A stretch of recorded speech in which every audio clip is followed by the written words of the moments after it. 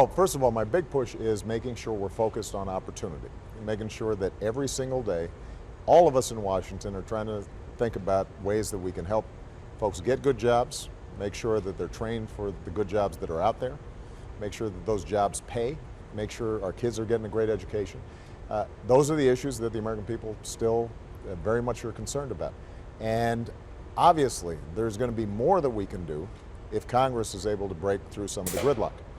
And if we're able to, for example, pass immigration reform, that is going to add growth to our economy, reduce our deficits. You don't seem confident that that's going to happen. No, though. I actually think that we have a good chance of getting. Oh, I don't mean immigration reform. I mean the jobs issue, though. I think there are going to be some issues where it's going to be tough for them to move forward, and I am going to continue to reach out to them and say, here are my best ideas. I want to hear yours.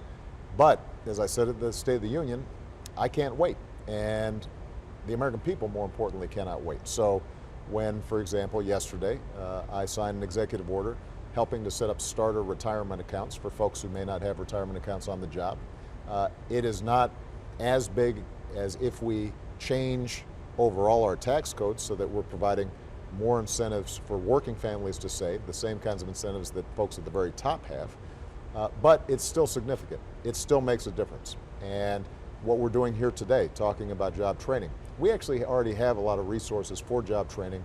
The problem is it's not well coordinated, and oftentimes it's not funneled to those programs that are allowing companies to help community colleges, let's say, design the training so that somebody who goes through it knows they're going to get a job at the other end of it.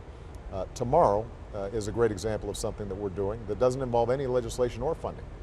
We know that one of the biggest problems right now in the jobs market is the long-term unemployed. Yeah, they're having trouble. People won't hire them because they've been unemployed so long. Because they've been unemployed so long, folks are looking at that gap in their resume and they're weeding them out before these folks even get a chance for an interview.